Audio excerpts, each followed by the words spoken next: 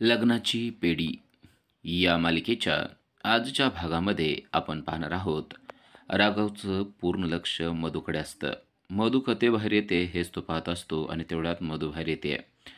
मधूचं मात्र त्याच्याकडे लक्ष नसतं. जशी मधू बाहेर येते तसं राघवने नाटक सुरू केलेलं आहे. राघव खोटं खोटं दारू पितोय आणि स्वतःशीच बोलतोय. मला आता हे सहन होत नाहीये असं तो स्वतःशी बोलतोय आणि तेव्हा मधू त्याच्याकडे पाहते. चक्क राघव दारू पितोय ही गोष्ट तिच्या लक्षात आलेली आहे. राघवच्या प्लॅनमध्ये ती पुरती फसत आहे. राघवने हातामध्ये ग्लास घेतलेला आहे आणि तो स्वतःशीच बोलत आहे. तेव्हा मधू त्याच्या जवळ येते आणि म्हणते, "राघव, हे काय? तू दारू पित आहेस?" राघव म्हणतो, "आता मी काय करू? दारूशिवाय आता मला कोणीही सहारा देणार नाही असंच वाटायला लागलेलं आहे. मी घरच्यांशी कसा वागतोय आणि ते पण कोणामुळे वागतोय? त्या कृष्णामुळे. जी चोरटी कृष्णा आहे, जी सिंधूची जागा कधीच घेऊ शकणार नाहीये. ज्या कृष्णाने माझ्या सिंधूचा खून केलेला आहे, तिच्याविरुद्ध पुरावे शोधायचं सोडून मी तिच्याशीच चांगलं वागतोय असं मला वाटायला लागलेलं आहे." मधू म्हणते, "असं काही नाहीये. तू तुझ्या मनाला उगाच वाईट वाटून घेऊ नको. असं काही झालेलं नाहीये." राघव म्हणतो, "पण मला तर असंच जाणवतंय. आणि या सगळ्यात म्हणजे तू माझ्यापासून दूर चालली आहेस, हे मात्र मला जाणवतंय." ती म्हणते, "असं नाहीये राघव, मी तुझ्यापासून दूर जात नाही." राघव म्हणतो, "तू असं बोलतेस फक्त, पण तुझ्या मनामध्ये त्या कृष्णाविषयी किती तेढ आहे, किती राग आहे हे मला समजतंय आणि नेमकं मी मात्र तिच्याशी लग्न केलेलं आहे." मधू म्हणते, "पण ती लग्न करण्याची कंडिशन काय होती ते मला माहीत आहे. त्यामुळं हे तू सगळं मुद्दाम केलेलं आहेस असं तर मी म्हणू शकत नाही." राघव म्हणतो, "म्हणूनच तर मी तुला माझी सगळ्यात प्रिय मैत्रीण म्हणतो. तुला माझं मन समजतं. सिंधू गेल्यापासून जर माझी काळजी कोणी घेतली असेल, तर ती म्हणजे फक्त तू आणि तूच घेतलेली आहेस. माझं काय चाललेलं आहे ते मला कळत नाही, पण माझ्या आयुष्यात होणाऱ्या प्रत्येक गोष्टीवर तुझं लक्ष असतं आणि तू अतिशय प्रेमाने माझ्या सगळ्या गोष्टींवर लक्ष देतेस सुद्धा. म्हणून तर मला तुला प्रिय मैत्रीण म्हणून वाटतं. पण त्या बदल्यात मी तुला काहीच देऊ शकत नाही, या गोष्टीचं मला वाईट वाटतं." असं म्हणून त्याने मधूचा हात हातात धरलेला असतो. राघव आपल्याला इतकं चांगलं बोलतोय या गोष्टीचं मधूला मात्र अतिशय छान वाटत असतं. "मधू, मला माफ कर. कारण मी माझी मैत्री निभवायला कमी पडतोय असं मला वाटतंय. पण तू मात्र तुझ्या मैत्रीमध्ये थोडीही कमी पडत नाहीयेस. त्याबद्दल मला तुला थँक्स म्हणायचं आहे. मागं देखील मी तुझ्याशी प्रेमानं वागलो, पण त्यानंतर मला तुझ्याशी प्रेमाने वागता आलं नाही, या गोष्टीचं मला वाईट वाटतंय. पण आता माझ्या मनामध्ये प्रेमाची जागा फक्त आणि फक्त तूच घेऊ शकते.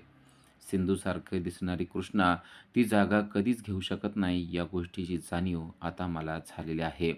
त्यामुळं जर का माझं कधी काही चुकत असेल तर मला माफ कर, पण माझ्यापासून दूर कधीही तू जाऊ नकोस." असं म्हणून तो आता मधूच्या जवळ गेलेला आहे आणि तिचा हात हातात धरलेला आहे. मधूला समजतंय की राघव आता आपल्यावर प्रेम करत आहे. ती राघवला म्हणते, "पण राघव, आता मला परत एकदा मागं झाल्यात त्या गोष्टी रिपीट नाही करायच्या. कारण तू माझ्यावर काही दिवस प्रेम करतो आणि परत प्रेम करायचं बंद करून टाकतो आणि त्यामुळे मला किती मानसिक त्रास होतो ही गोष्ट तुझ्या लक्षात येत नाही." राघव म्हणतो, "माझ्या सगळ्या चुका आता माझ्या चांगल्याच लक्षात आलेल्या आहेत. त्यामुळं मी मागची चूक पुन्हा करणार नाही मधू. तू माझ्यासाठी प्रिय आहेस ही गोष्ट आता मला हळू समजत चाललेली आहे. पण ती गोष्ट तुला समजते की नाही ते मला कळत नाहीये आणि याच गोष्टीचं टेन्शन मला येत आहे.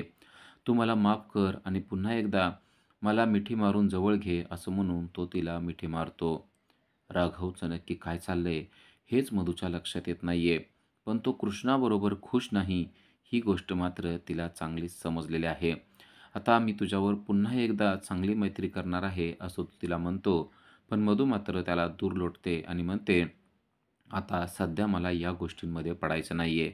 कारण मागं जे झालंय ना, त्या गोष्टीमुळे मी खूप दुखावलेले आहे.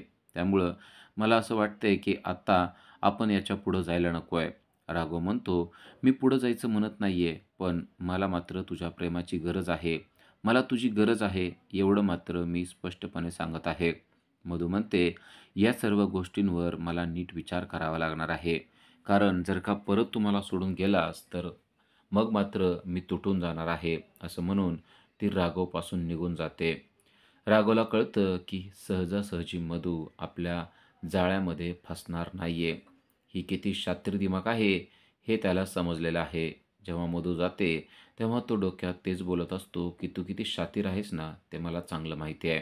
तर मधू राघवपासून दूर जाते आणि म्हणते, सिंधू, आता तुझं काही खरं नाही आहे.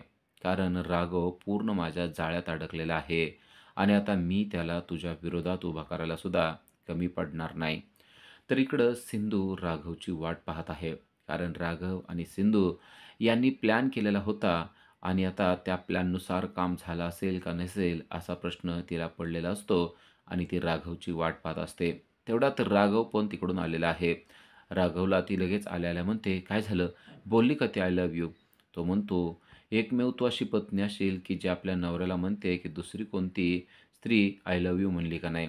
तेव्हा सिंधू म्हणते, मी तिच्यावर प्रेम करायला परवानगी दिलेली नाही आहे आणि ते पण खोटं-खोटं बोलायला सांगितलेलं आहे.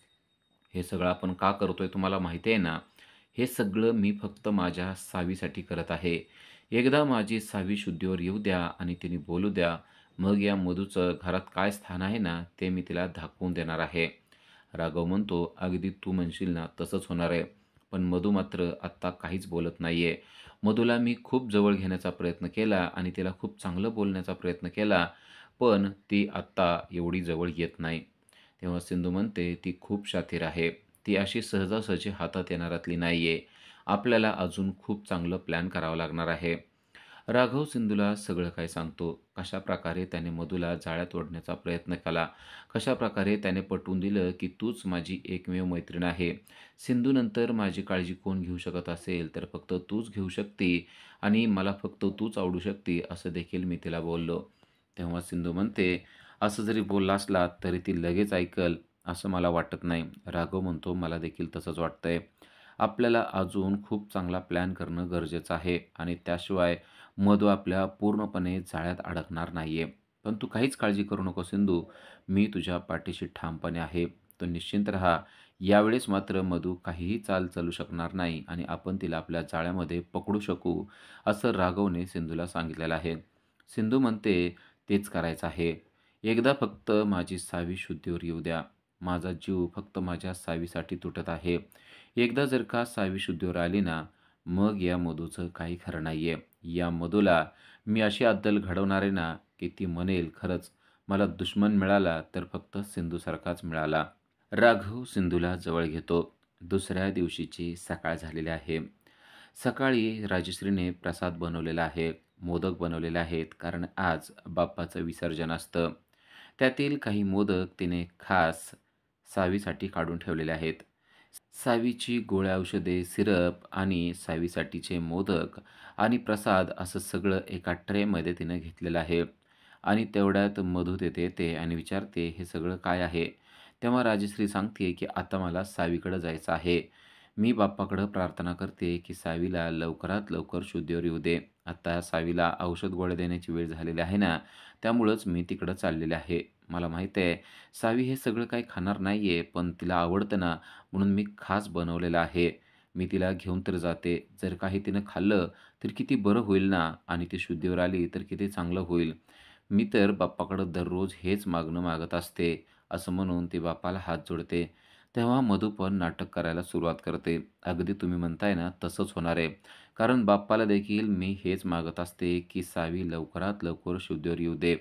माझी सुद्धा हीच प्रार्थना आहे. तेव्हा राजश्री म्हणते, किती करतेस तू या कुटुंबासाठी? सावीवर तर तू किती प्रेम आणि माया करते. खरंच मला असं वाटतंय, की सावी आता लवकरात लवकर शुद्धीवर यावी.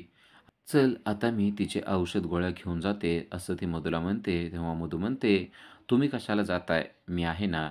आणि तुम्हाला आता विसर्जनाची तयारी करायची असेल ना, तुम्ही तिकडं गेलात तरी चालेल. सावीची तुम्ही अजिबात काळजी करू नका. मी स्वतः औषध गोळ्या घेऊन जाते.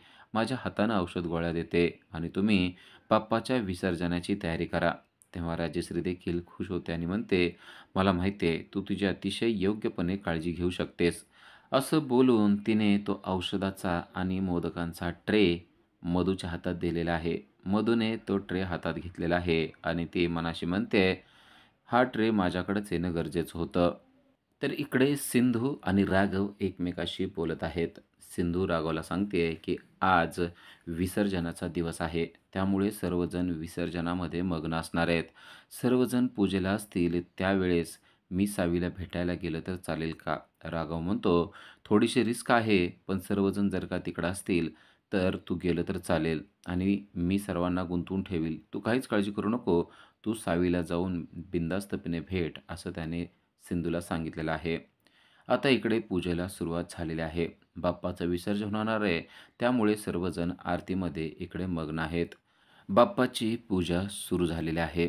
पूजेसाठी रेश्मा, ऋषभ, रत्नाकर, रुक्मिणी, राजश्री आणि सर्व सदस्य आहेत.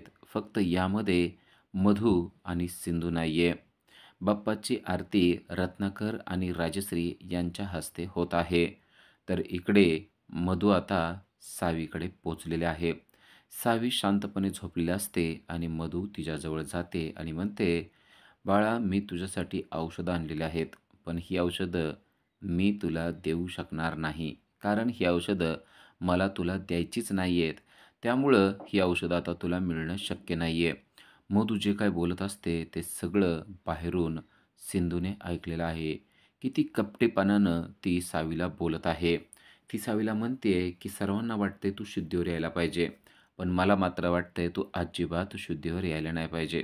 कारण ती गोष्ट माझ्या फायद्याची नाही आहे आणि त्यामुळं यातलं एकही औषध मी तुला देऊ शकत नाही. त्याचबरोबर बाप्पाचा हा मोदकसुद्धा मी तुला देऊ शकत नाही. कारण तू खाणारच नाही ना, तर आता हा मोदकसुद्धा मलाच खावा लागेल, असं म्हणून सावीसाठी आणलेले मोदकसुद्धा त्याने फस्त करायला सुरुवात केलेली आहे. इतका कपटीपणा एखादी स्त्री कसं काय करू शकते, असा प्रश्नच इकडे सिंधूला पडलेला आहे. ही इतकी वाईट वागू शकते, हे आपल्याला आत्तापर्यंत माहीत होतं, पण आता ते दिसतंय, असंही तिला म्हणते. त्याचबरोबर मधूने औषध घेतलेलं आहे आणि ते औषध डायरेक्ट तिने कचरा पेटीमध्ये फेकून दिलेलं आहे. मधूचं हे असं वागणं बघून सिंधूच्या तळपायाची आग मस्तकात चाललेली आहे. इकडे सर्वजण पूजा करतात आणि आता पूजा यथासांग पार पडलेली असते. तर मधूचा कपटीपणा अजूनही इकडे सुरू असतो. ती बोलत असते आणि म्हणत असते, की "बाळा, तू अजिबात शुद्धीवर यायचं नाही बरं का. कारण तू जर का शुद्धीवर आली, तर माझा खूप मोठा तोटा होणार आहे आणि त्यामुळं मी तुला ही औषधं दिलेली नाही आहेत आणि आता औषधं न मिळाल्यामुळे तू काही शुद्धीवर येणार नाही." असं म्हणून ती त्या रूममधून निघून गेलेली असते. सिंधू मात्र लपून बसते आणि जेव्हा मधू निघून जाते, तेव्हा सिंधू धावत पळत सावीकडं आलेली आहे आणि ती सावीच्या जवळ जाते. ती जेव्हा सावीच्या जवळ जाते, तेव्हा सावीला शुद्ध यायला लागलेलं आहे. सावी हलत आहे आणि काहीतरी बोलण्याचा प्रयत्न करत आहे. तर इकडे ढोल ताशाच्या गजरात बाप्पाचं विसर्जन होत आहे. बाप्पाला बाहेर घेऊन जात आहेत. ऋषभ, रा राघव हे नाचत आहेत आणि सेलिब्रेशन करत आहेत. तर इकडे घरामध्ये मात्र सावी शुद्धीवर येत आहे. बाप्पाने चमत्कार केलेलाच आपल्याला पाहायला मिळत आहे. सिंधूला मात्र खूपच आनंद झालेला आहे.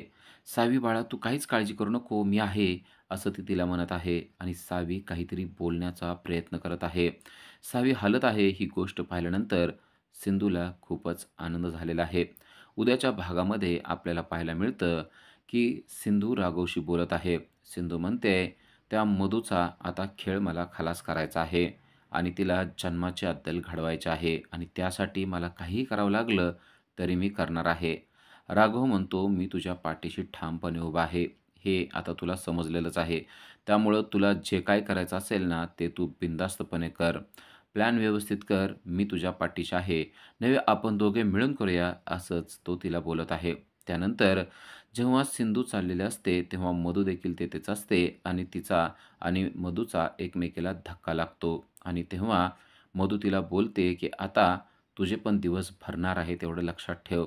तू इतके दिवस पोलिसाच्या कस्टडीतून सुटत होती, पण आता मात्र तू पोलिसांच्या कस्टडीतून सुटणार नाहीये."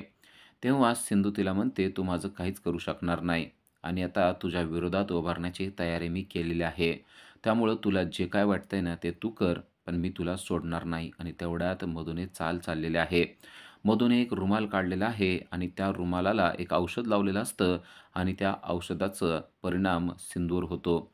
कारण सिंधूच्या नाकावर तिने तो रुमाल जोरात दाबलेला असतो आणि त्यामुळे सिंधू बेशुद्ध पडत चाललेले आहे. सिंधूला बेशुद्ध करून नेमका कोणता डाव मधूला साधायचा आहे ते आपल्याला पुढील भागातच समजणार आहे. पण सिंधूच्या पाठीशी ठामपणे राघव उभा आहे. त्यामुळं राघव काही होऊ देणार नाही हे तर आपल्याला माहितीच आहे. अशाच अपडेटसाठी आजच आमच्या चॅनलला सबस्क्राईब करा. Thank you.